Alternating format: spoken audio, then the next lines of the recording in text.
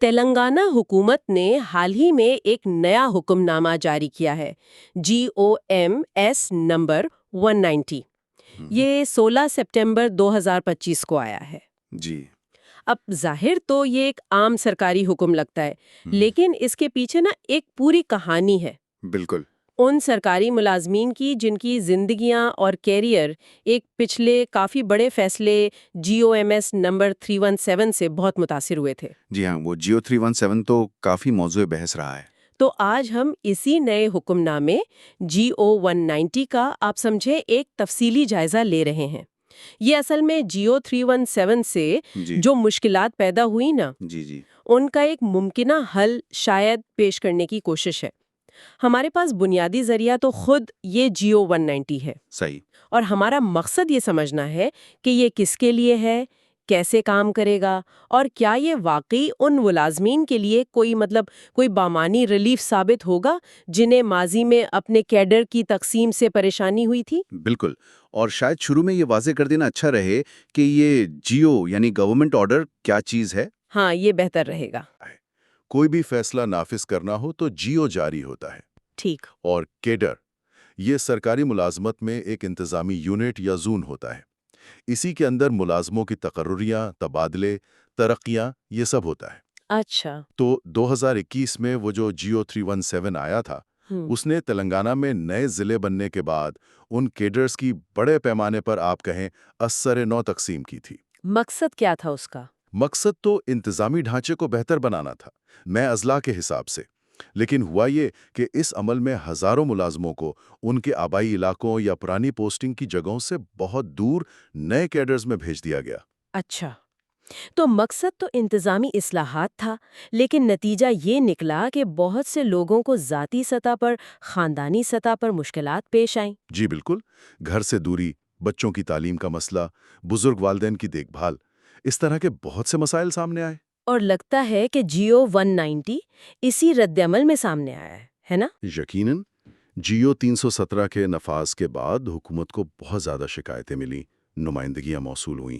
اچھا۔ ملازمین کی یونینز نے، عوامی نمائندوں نے، خود متاثرہ لوگوں نے آواز اٹھائی۔ تو اسی دباؤ کے نتیجے میں حکومت نے فروری 2024 میں ایک کابینہ کی ذیلی کمیٹی بنائی تھی۔ اچھا، ایک کمیٹی بنائی گئی۔ جی، GO آرتی 9/292 کے تحت۔ اس کا کام ہی یہی تھا کہ GO 317 اور اس سے جڑا ایک اور حکم نامہ تھا GO 46، ان سے جو مسائل پیدا ہوئے ہیں ان کا گہرائی سے جائزہ لے اور سفارشات دے۔ تو اس کمیٹی نے کام کیسے کیا؟ صرف میٹنگز کی یا واقعی زمینی حقائق کو سمجھا؟ نہیں، دستاویزات سے تو لگتا ہے کہ انہوں نے کافی تفصیلی کام کیا ہے۔ صرف بڑے افسروں جیسے سیکرٹریز اور HOD سے نہیں ملے، بلکہ دوسرے حکام اور جو متعلقہ لوگ تھے، اسٹیک ہولڈرز، ان سے بھی مشاورت کی۔ میرا خیال ہے اس میں ملازمین کے نمائندے بھی شامل ہوں گے۔ اچھا۔ پھر انہوں نے ایک ویب پورٹل بھی بنایا تھا جس پر ملازمین اپنی شکایات اور تجاویز براہ راست بھیج سکتے تھے۔ اوہ، یہ تو اچھا اقدام تھا۔ جی، اور ذاتی طور پر بھی نمائندگیاں لیں، ان سب معلومات کا تجزیہ کیا، قانونی پہلو دیکھے، وکیلوں سے مشورہ کیا۔ یہ سب کر کے کمیٹی نے اکتوبر 2024 میں اپنی رپورٹ حکومت کو دی۔ یعنی یہ صرف خانہ پوری نہیں تھی، ایک سنجیدہ کوشش لگ رہی ہے۔ جی، مسائل کی سنگینی کو تسلیم کیا گیا لگتا ہے۔ ٹھیک ہے، تو اس ساری محنت کے بعد کمیٹی کی سب سے اہم سفارش کیا تھی جس پر یہ GO 190 مبنی ہے؟ کمیٹی کی رپورٹ میں ایک نقطہ ہے، نقطہ ای۔ اس میں ایک اہم سفارش یہ تھی کہ ملازمین کے جو حقیقی مشکلات ہیں نا، جیسے کوئی طبی مسئلہ ہے، میاں بیوی الگ الگ ضلعوں میں ہیں، یعنی اسپاؤس کیسز، یا کوئی اور انسانی ہمدردی کی بنیاد، ٹھیک ہے، ان کو مد نظر رکھتے ہوئے کچھ خاص درخواستوں پر غور ہو سکتا ہے۔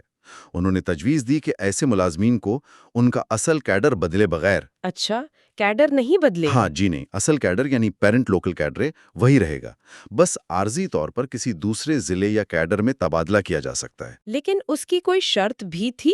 ہاں، شرط یہ تھی کہ جس جگہ تبادلہ مانگا جا رہا ہے وہاں اسی محکمے اور اسی عہدے کی کوئی واضح آسامی یعنی کلیئر ویکنسی خالی ہو۔ یہ مستقل تبادلہ نہیں، ایک عارضی انتظام ہوگا۔ عارضی انتظام یعنی یہ مستقل حل نہیں، صرف وقتی ریلیف ہے۔ اور اس کی مدت کیا تجویز کی تھی کمیٹی نے؟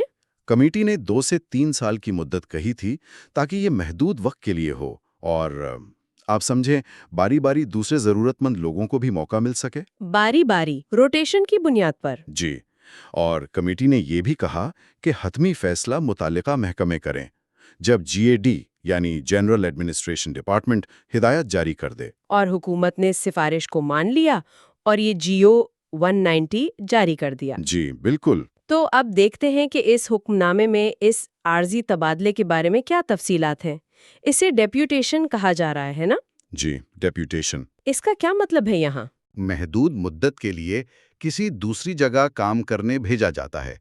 इसका असल हक, उसका लाइन, उसकी पुरानी पोस्ट और कैडर पर रहता है। अच्छा, तो GO 190 के तहत ये डेप्यूटेशन शुरू में 2 साल के लिए होगी। सिर्फ 2 साल? ये उन लोगों के लिए काफी होगा जो GO 317 की वजह से इतने सालों से मुश्किल में है? इसमें एक गुंजाइश रखी है।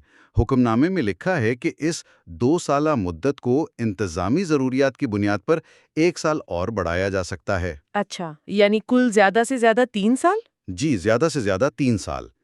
ये मुद्दत शायद इसलिए रखी गई है ताकि इंतजामी इस्तेहकाम भी रहे और ये मुस्तकिल तबादले ना लगें।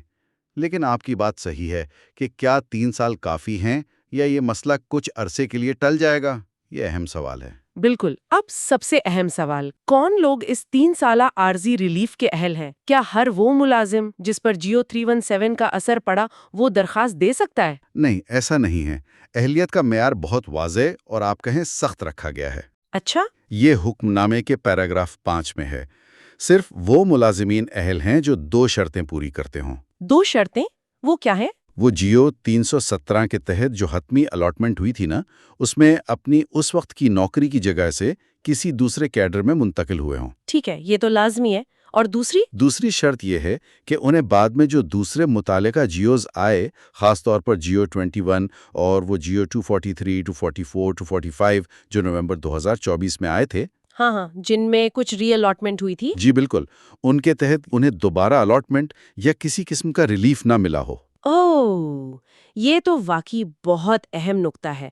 यानी सिर्फ GO 317 से मुतासिर होना काफी नहीं, जी नहीं। बल्कि ये भी जरूरी है कि बाद में जो हुकूमत ने कुछ इस्लाही इकदामात किए उनसे भी आपको कोई फायदा ना पहुंचा हो। बिल्कुल। इसका मतलब तो ये हुआ कि दरखास्त देने वालों का दायरा काफी महदूद हो जाएगा। जी ऐसा ही लगता है। क्या इससे ये खतरा नहीं कि कुछ ऐसे लोग जो वाकई हकदार हैं लेकिन तकनीकी तौर पर उन बाद वाले GOs में किसी तरह शामिल हो गए, वो इस सहूलत से महरूम रह जाएं? ये मुमकिन है। कुछ पेचीदा केसेस आ सकते हैं, लेकिन लगता है हुकूमत का मकसद उन लोगों पर फोकस करना था जिनकी सूरत हाल GO 317 के बाद बिल्कुल नहीं बदली और वो मुसलसल मुश्किल में है। शायद वो अमल को मुनज़्ज़म रखना चाहते थे। जी, और महदूद भी, ताकि गलत इस्तेमाल ना हो। लेकिन आपकी बात में वजन है कि ये सख्ती कुछ जायज़ केसेस को नज़रअंदाज कर सकती है। ठीक है, तो फर्ज करें कोई मुलाजिम इन सख्त शराइत पर पूरा उतरता है।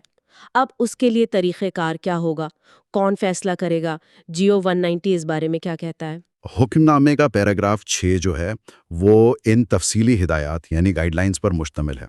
उन पर अमल करना लाजमी है। चलें उन पर बात करते हैं।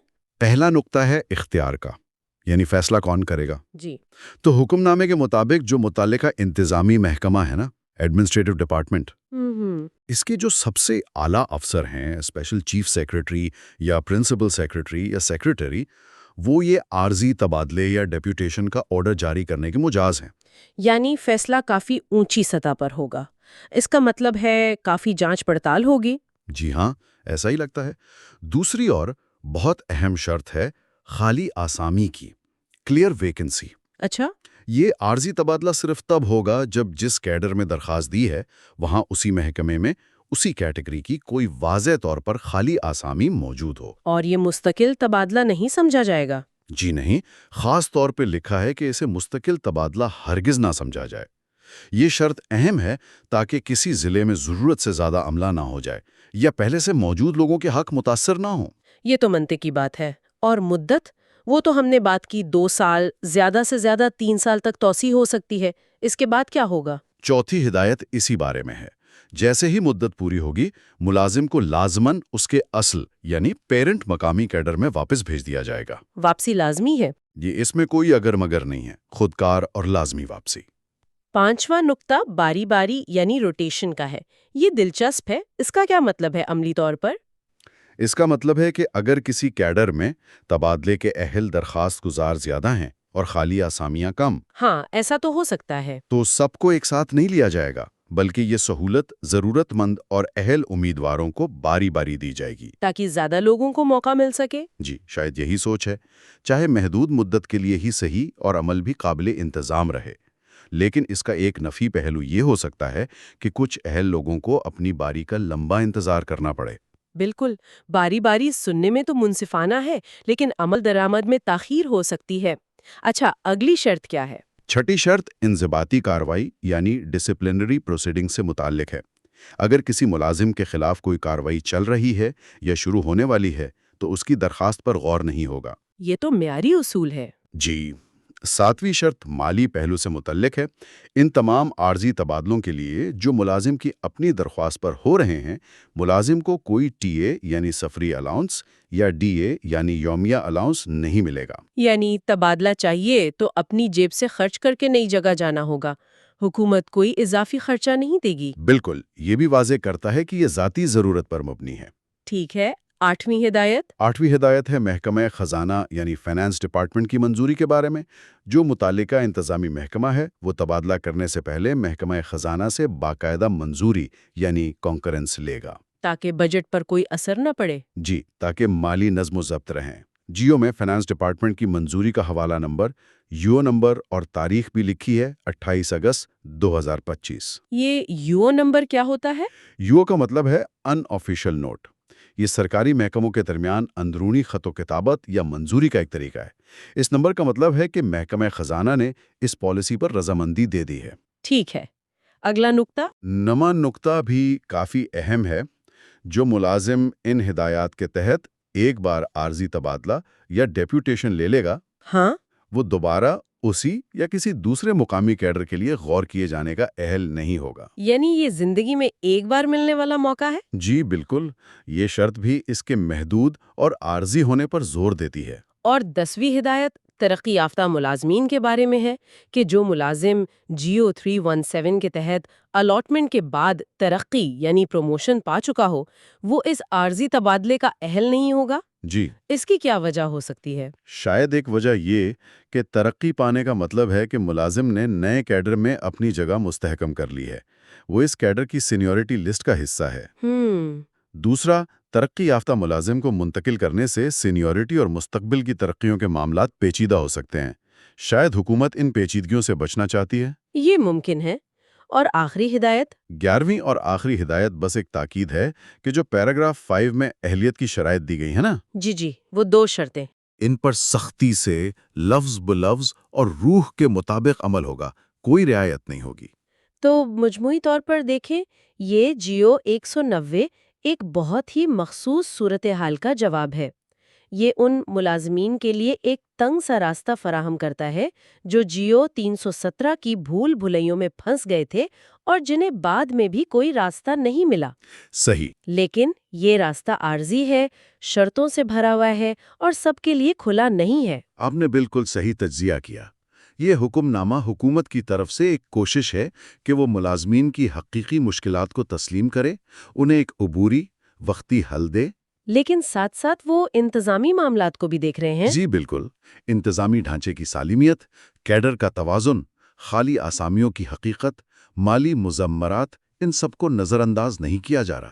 یہ ایک طرح کا توازن ہے انسانی ہمدردی اور انتظامی ضرورتوں کے درمیان۔ اور وہ جو باری باری کی شرط ہے، 3 سال کی حد، ایک بار کا موقع، ترقی یافتہ ملازمین کا اخراج، یہ سب اسی توازن کو برقرار رکھنے اور عمل کو محدود رکھنے کی کوششیں ہیں۔ تو اگر ہم آج کی بات چیت کا خلاصہ کریں، جیو ایم ایس نمبر 190 تلنگانہ حکومت کا ایک حالیہ حکم نامہ ہے۔ یہ جیو 317 سے متاثرہ ان مخصوص سرکاری ملازمین کو عارضی ریلیف دیتا ہے جنہیں بعد میں بھی کوئی فائدہ نہیں ملا۔ جی، یہ ریلیف ڈیپوٹیشن کی بنیاد پر ہے، زیادہ سے زیادہ 3 سال کے لیے اور بہت سی سخت شرائط کے ساتھ۔ بالکل اہم باتیں جو یاد رکھنے والی ہیں۔ بالکل اہم باتیں جو یاد رکھنے والی ہیں: 1. یہ تبادلہ عارضی ہے، مستقل نہیں۔ بالکل اہم باتیں جو یاد رکھنے والی ہیں: 2. اصل کیڈر نہیں بدلے گا۔ 3. اہلیت بہت محدود ہے، یعنی GO 317 سے منتقلی اور بعد میں کوئی ریلیف نہ ملنا۔ 4 زیادہ سے زیادہ مدت 3 سال۔ 5 خالی اسامی کا ہونا لازمی ہے۔ 6 یہ سہولت باری باری دی جائے گی، 7 کوئی TADA نہیں ملے گا۔ 8 محکمہ خزانہ کی منظوری ضروری ہے۔ 9 یہ ایک بار کا موقع ہے۔ 10 ترقی یافتہ ملازمین اہل نہیں ہے، اور 11 جن کے خلاف انضباطی کارروائی چل رہی ہے وہ بھی اہل نہیں ہے۔ جی بالکل، یہ اہم نکات ہیں۔ یہ سب جاننے کے بعد ایک سوال ذہن میں آتا ہے۔ چونکہ یہ ایک عارضی اقدام ہے، باری باری کی بنیاد پر لاگو ہوگا اور مقصد صرف وقتی ریلیف دینا ہے، تو کیا یہ نظام میں موجود بنیادی مسئلے کو، یعنی وہ جو بڑے پیمانے پر منتقلی سے انسانی اور انتظامی پیچیدگیاں پیدا ہوئیں، حل کرنے کے بجائے صرف وقتی طور پر دبا رہا ہے؟ یہ ایک اہم سوال ہے۔ اور کیا یہ باری باری کا اصول عملی طور پر انصاف دے پائے گا، یا درخواستوں کے انبار میں یہ مزید تاخیر اور غیر یقینی صورتحال پیدا کرے گا، خاص طور پر جب انتظامی ضروریات کا مبہم ذکر بھی ہے، جو شاید مدت کو کم کرنے کے لیے بھی استعمال ہو سکتا ہے؟ بالکل، یہ وہ سوالات ہیں جن کا جواب تو وقت ہی دے گا اور عملی نفاذ سے ہی پتہ چلے گا۔ ان پر غور کرتے رہنا چاہیے۔